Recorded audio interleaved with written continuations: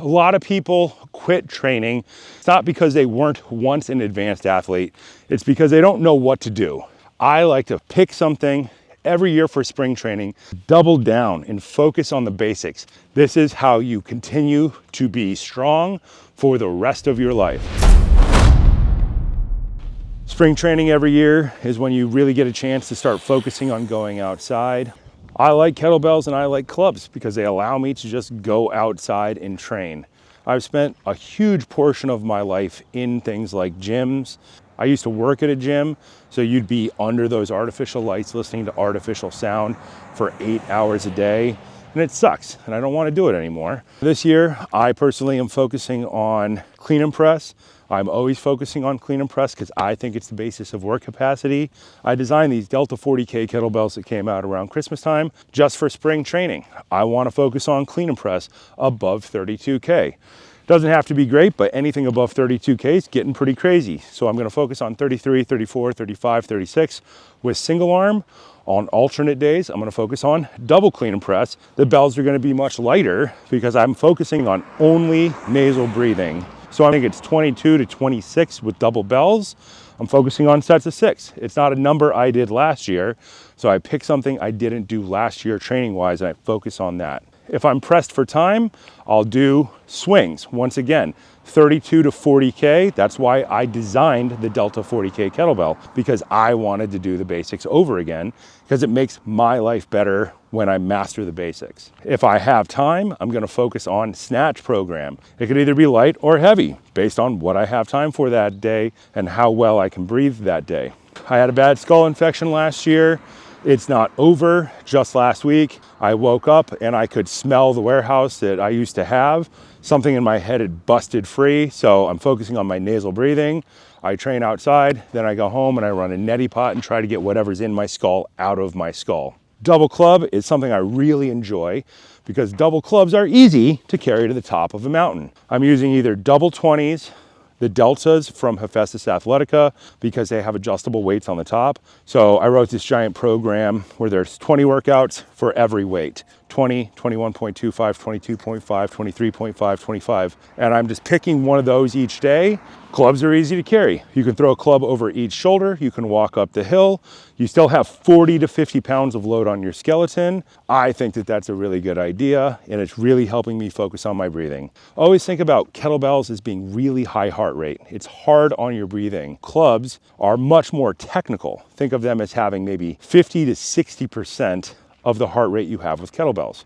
One day you do kettlebells, it's high heart rate. One day you do clubs, it's low heart rate. I'm also trying to focus on getting up off of the ground. I have a really bad knee. I'm not supposed to walk, run, or climb mountains or do any of this stuff ever again. I designed this giant body weight program for myself. It is 76 non-repeating workouts, which is a lot. And it's all pieces of get-ups. When I practice pieces of get-ups, different ones every day, I avoid overtraining. If I were to just do burpees every day, I would get more hurt, not less hurt. If I take a bunch of get-ups, like a technical stand-up, a Krav get-up, which is defensive, a screwing push-up, a technical get-up, which is a technical burpee, and I break those things down into component pieces, I can assemble them in different ways forever. So I'm never overtraining one thing. Every day is different, but every day is focused on the most important movement patterns. When I do that, my body moves well, my pain goes away, and I can still do things like climb mountains, ride bikes, or get on a dirt bike, ride a horse, go to boxing, or go to judo.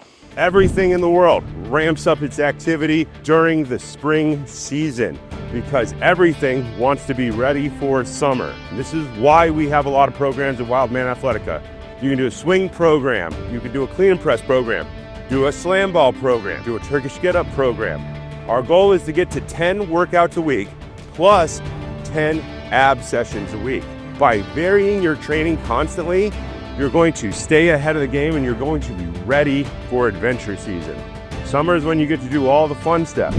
Be ready for it. The main thing that I like to focus on spring training is just never quitting. A lot of people quit training, and it's not because they weren't once an advanced athlete. It's because they don't know what to do. Every year for spring training, I like to double down and focus on the basics and find a new way to master the basics. You can always get better. You're only done when you quit. If you don't quit, you're not done. So I designed a new kettlebell. I'm focusing on my core fundamental kettlebell lifts.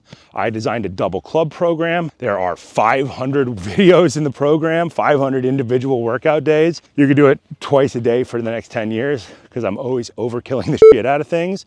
And I designed a giant get up program because I've done all of my other ones. You can reorganize information to change the way it affects you over and over and over again. This is what they do in martial arts. This is what they do in circus. This is what they do in jiu-jitsu. This is what they do in wrestling. This is how you continue to be strong for the rest of your life. Spring training is a good thing to do. Every year, pick something and get really good at it. Go outside, focus on doing it for 3 months leading up to summer, and then figure out how to take it with you and go find something really interesting to do. Climb a mountain, ride a horse, learn something new. Horseback archery, maybe. That's on my list for this year. We'll see if we can get to it. Training should be fun, and that means it has to be constantly varied. You cannot do the exact same thing the exact same way forever. You have to find new ways, new timing protocols, new weights, new gear, new places to do it. The human mind, the human spirit crave complexity. They don't want to be in the same place. They don't want to do the same thing. Spring training should be about getting outside and making sure that you are getting better at the fundamentals, but finding an interesting way to do it. And it should be a little bit different every single year.